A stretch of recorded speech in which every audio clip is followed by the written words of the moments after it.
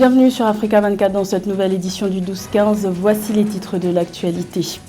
Le président Emmerson Mnangagwa brigue un second mandat. Le chef de l'État zimbabwéen a officiellement lancé sa campagne électorale le 24 juin devant les partisans du ZANU-PF en vue des élections générales du 23 août prochain.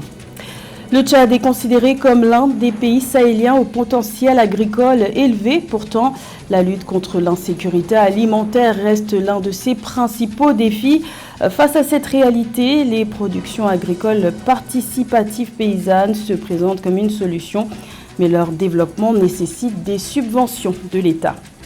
Et la 4e édition de la Coupe d'Afrique des Nations de football des moins de 23 ans se déroule actuellement au Maroc.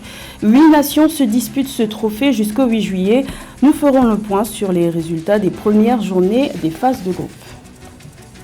Mais tout d'abord, en Sierra Leone, le dépouillement partiel des élections présidentielles du 24 juin co-organisé avec les élections législatives et les municipales, donne les premières tendances. Après 60% du dépouillement, le président sortant, Julius Maada Bio, est en tête de ce scrutin avec 55,86% des suffrages, soit plus d'1 million de voix, selon les chiffres fournis ce 26 juin par la commission électorale.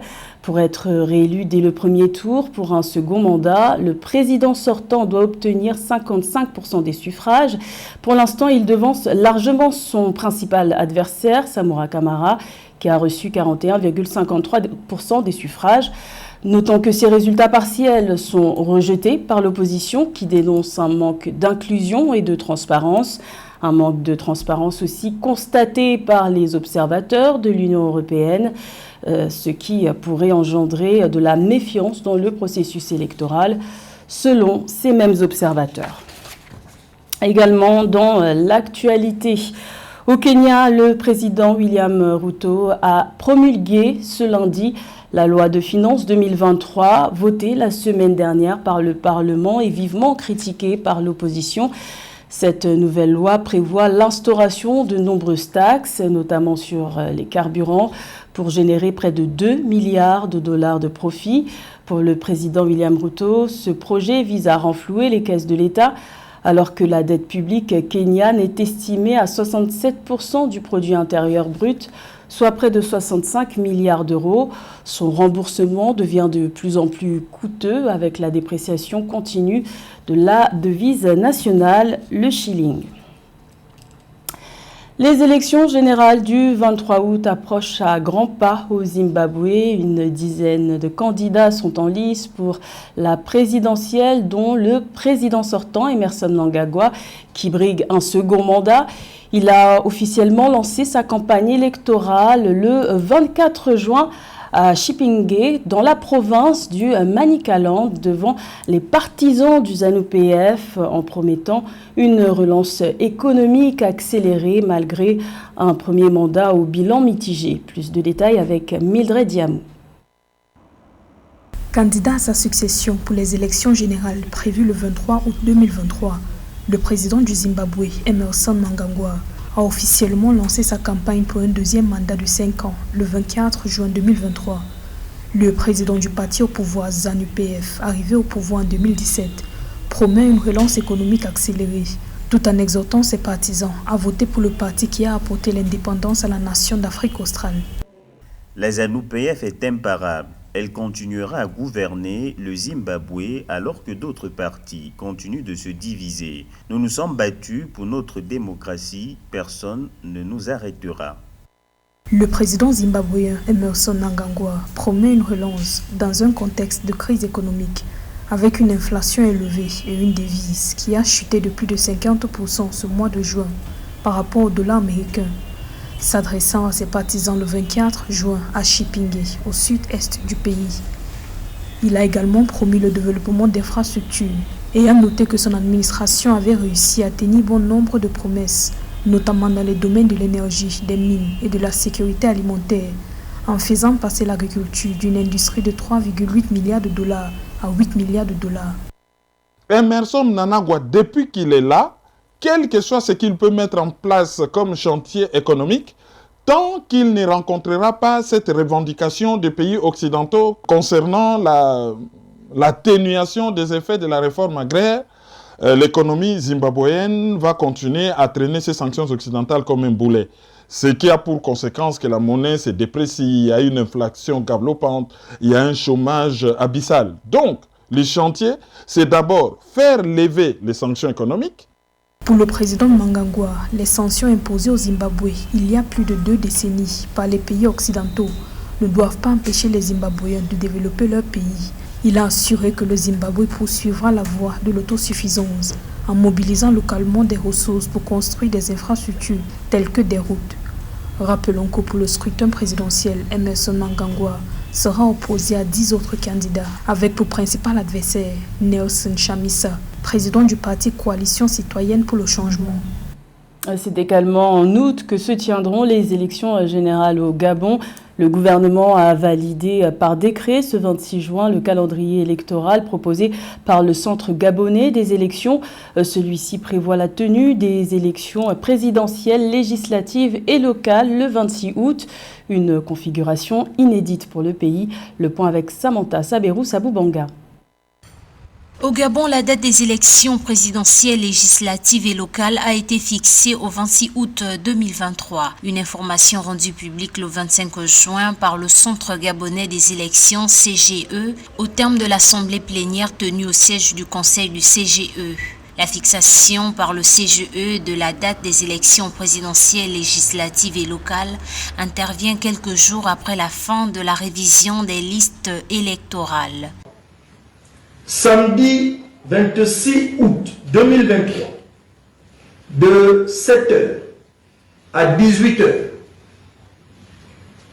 convocation du collège électoral pour l'élection du président de la République, pour l'élection des députés à l'Assemblée nationale et pour l'élection des membres des conseils municipaux. L'ouverture de la campagne électorale est prévue pour le 11 août prochain et sa fin le 25 août 2023.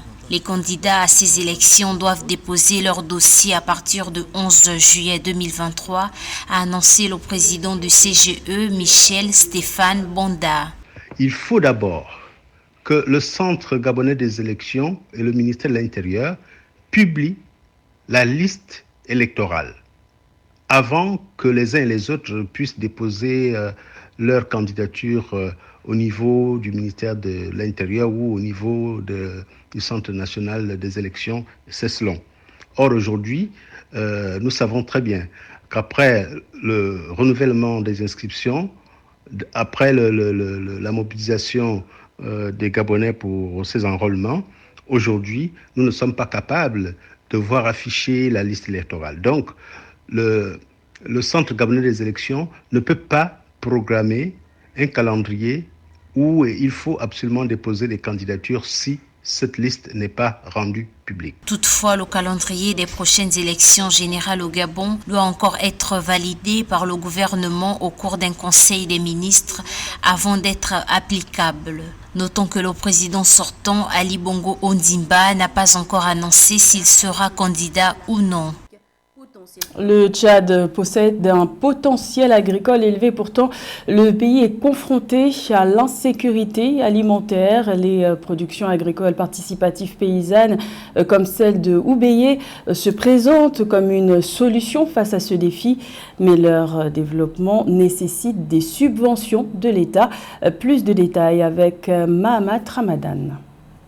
À Dandi, un village situé à environ 80 km du N'Djamena au Tchad, le groupement agropastoral Oubéyé est un exemple réussi de production agricole participative paysanne. Sur une superficie d'une trentaine d'hectares, les membres du groupement, majoritairement des jeunes et des femmes, produisent environ 3000 tonnes de fruits, de légumes et de céréales qui sont commercialisés chaque année sur les marchés locaux. Cependant, le système solaire de pompage d'eau, financé sous fonds propres, n'arrive pas à couvrir toute la superficie et le groupement est limité dans son exploitation. Nous manquons d'eau et nous dépendons seulement de la pluie. Si nous arrivons à avoir un fourrage pour le pompage de l'eau, nous pouvons produire en toute saison des oignons, des tomates, des poivrons, des betteraves et bien d'autres légumes. Maintenant, nous sommes limités dans nos productions à cause du manque d'eau et la plupart de nos plantes périssent de sécheresse. Si les exploitations du groupement ont permis d'augmenter les revenus de ses membres, la plupart de ces produits frais, qui n'arrivent pas à être écoulés sur les marchés, finissent dans les poubelles par manque de système de conservation et le mauvais état des routes. Les leaders du groupement Obéye lancent un appel aux autorités et aux projets agricoles pour les aider dans la transformation industrielle de leurs produits. Tout le Tchad en tout cas, consomme que des produits importés. Donc si nous avons des machines qui peuvent transformer nos différents produits sur place, et voilà, ça va aussi contribuer à la sécurisation alimentaire et puis tirer aussi la valeur ajoutée pour tous les acteurs impliqués dans la chose. Pour rappel, le Tchad est toujours sous état d'urgence alimentaire décrété par les autorités depuis juin 2022 et les coopératives agricoles attendent toujours les subventions de l'État pour augmenter leur rendement. Aussi, les agents agronomes de l'État ne sont quasiment plus déployés sur les terrains pour assister les paysans dans leur production. L'Afrique du Nord devrait figurer parmi les plus grands exportateurs d'hydrogène vert au monde en 2050, selon le rapport d'un cabinet d'audit et de conseil publié le 13 juin. Selon les spécialistes, l'accroissement de la demande en hydrogène vert pourrait générer 110 milliards de dollars de recettes. Une manne financière considérable, comme nous l'explique Cheikh Omar Kamara. 4 régions devraient représenter ensemble environ 45% de la production et 90% du commerce d'hydrogène vert en 2050.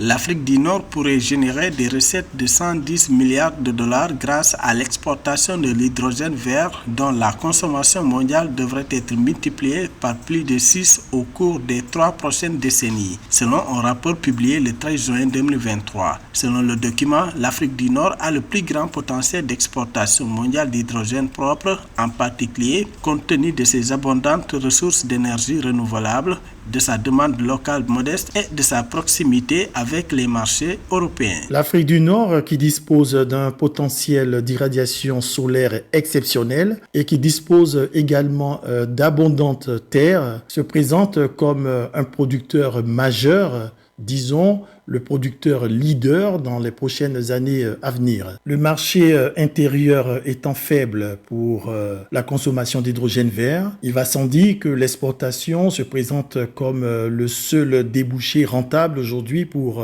l'Afrique du Nord. L'Afrique du Nord est idéalement positionnée pour répondre à la demande croissante en s'appuyant sur son infrastructure d'exportation existante. Selon le rapport, le commerce international d'hydrogène propre devrait générer plus de 280 millions de dollars de revenus d'exportation d'ici 2050. Il convient quand même de garder en idée que l'un des grands défis majeurs auxquels devra faire face la matière énergétique hydrogène est le transport sur de grandes distances et donc l'exportation sur de grandes distances. À cet effet, les pays comme l'Afrique du Nord qui disposent déjà de stations portuaires adaptées sont déjà favorisés dans un premier temps. La consommation mondiale d'hydrogène vert devrait être multipliée par plus de 6 d'ici 2050. Cela contribuera à atteindre les objectifs de zéro émission nette fixés par l'accord de Paris sur le climat. Pour y parvenir, la production totale doit passer à 170 millions de tonnes par an en 2030 et à près de 600 millions de tonnes par an en 2050. La compétition est lancée au Maroc depuis le 24 juin pour les 8 équipes qui se disputent le titre de champion d'Afrique des moins de 23 ans. La 4e édition de la CAN U23 de football rendra son verdict le 8 juillet. Mais pour l'heure, la compétition en est au stade des phases de groupe. Le point sur les résultats des premières journées des groupes A et B avec Séverin Douqueux. Dans la suite de la CAN U23 qui se déroule au Maroc, le Ghana affrontait la RD Congo dans la poule A après le coup d'envoi le 24 juin 2023 entre le Maroc et la Guinée, censuré par la victoire in extremis des Lions de l'Atlas 2-1. Dans cette autre rencontre de poule, le Ghana a pris le dessus sur la RD Congo dans un match de frayeur où tout s'est joué en deuxième partie. Après une première mi-temps terne avec très peu d'occasions franches de but, Ernest Nouama ouvre la marque pour les Black Starlets à la 50e minute. Emmanuel Yeboah double la mise à la 75e minute. Le troisième but est encore l'œuvre de Yeboah sur penalty à la 83e minute. Le Congo se reprend dans les arrêts de jeu et inscrit coup sur coup à la 93e et à la 94e minute 2 buts grâce à Triomphe Kokolo et Yann Kouri. Score final 3-2. Le Ghana prend les rênes du groupe A. Le Ghana, c'est un habitué des catégories jeunes et je crois que c'est tout naturel qu'elle pointe à la tête du groupe A après la victoire face au RD Congo, 3-2, avec 3 buts marqués. Je crois que la deuxième journée dans cette poule entre les deux ténors promet des étincelles. Dans la poule B, les tenants du titre, les Pharaons d'Égypte, sont tenus en échec par le Niger. Malgré une nette domination sur la rencontre, ils n'auront pas réussi à faire trembler les filets. Ils se séparent dos à dos sur un score vierge, 0 partout. Le Mali, très attendu dans cette compétition, signe une belle entame avec sa victoire sur le Gabon, 2-1. Le Gabon ouvre le score d'entrée de jeu à la 3e minute sur pénalty tiré par Emmanuel Essongo. Mais c'est sans compter sur le jeu agressif et offensif malien qui débouche sur un pénalty à la 20e minute dont s'en charge Mamadou Sangaré pour le 1 partout. L'exclusion du portier gabonais à la fin de la première mi-temps n'arrange pas les choses côté Panthère. Les Maliens salent l'addition dans les arrêts de jeu grâce à Alassane Tamboura. Les Maliens prennent la tête du groupe B avec 3 points. Pour l'Égypte tenant du titre, les choses seront un peu plus compliquées parce que le nul compromet véritablement cette équipe égyptienne qui avait du mal à s'imposer, surtout physiquement. Dans cette poule, l'Égypte va devoir cravacher très dur face au Gabon, mais surtout face au Mali pour pouvoir décrocher cette deuxième place. Pour les prochaines journées, la République du Congo affronte la Guinée alors que le Maroc, pays organisateur, est face au Ghana le 27 juin 2023 pour la poule A. L'Égypte croise le fer avec le Mali, tandis que le Gabon essaiera de se relancer contre le Niger le 28 juin 2023. C'était le journal de la rédaction. Merci de l'avoir suivi. L'information continue sur Africa 24.